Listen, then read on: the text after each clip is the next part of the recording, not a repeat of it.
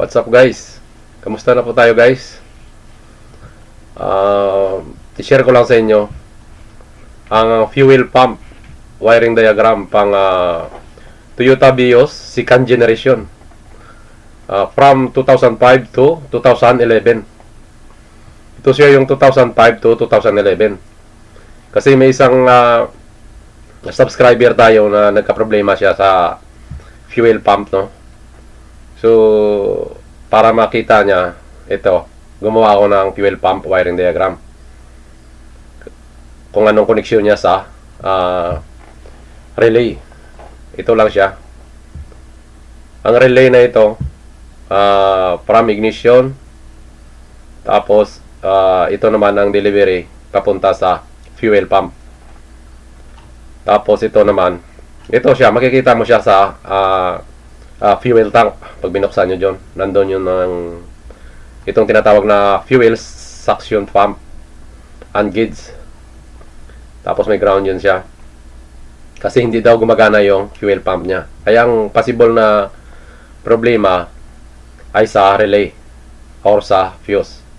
Una-unang i-check natin ang fuse kung blown siya or hindi.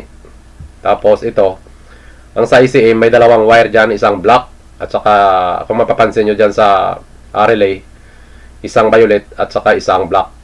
Galing po yan sa ECM.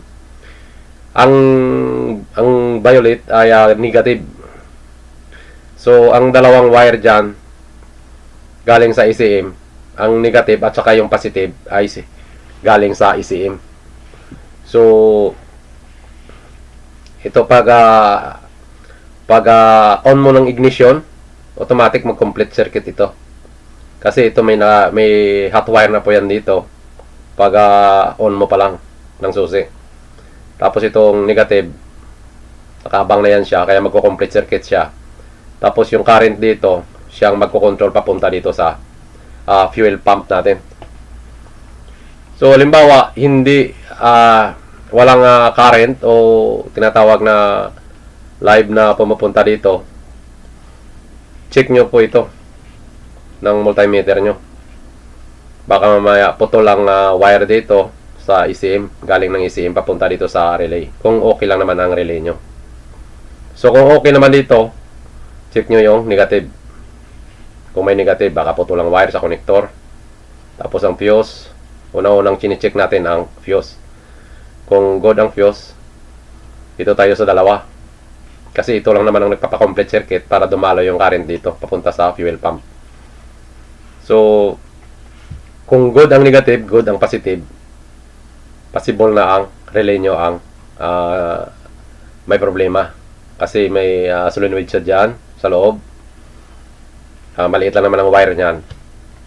Tapos pag naputol yan, hindi siya magko-complete circuit. Ang current dito hindi dadaloy dito. Hindi siya makatawid dito. Kasi may bridge yan dito, nagko-contact. So ganun lang guys. Tapos check nyo rin dito kasi minsan kinagat ng daga yung wire din dito, no?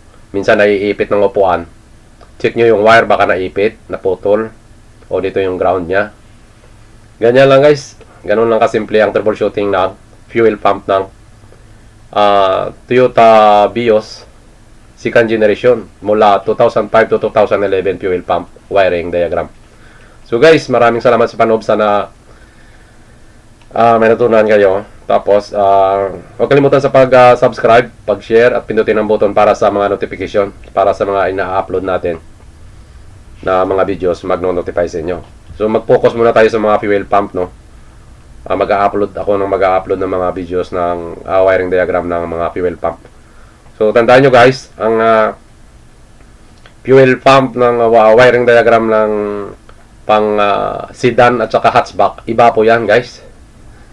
Okay, mamaya ipapakita ko sa inyo ang pang sedan o pang Toyota Yaris. Kasi iba yan dito ang connection sa relay nya. Okay guys, maraming salamat, hanggang sa sunod na video guys.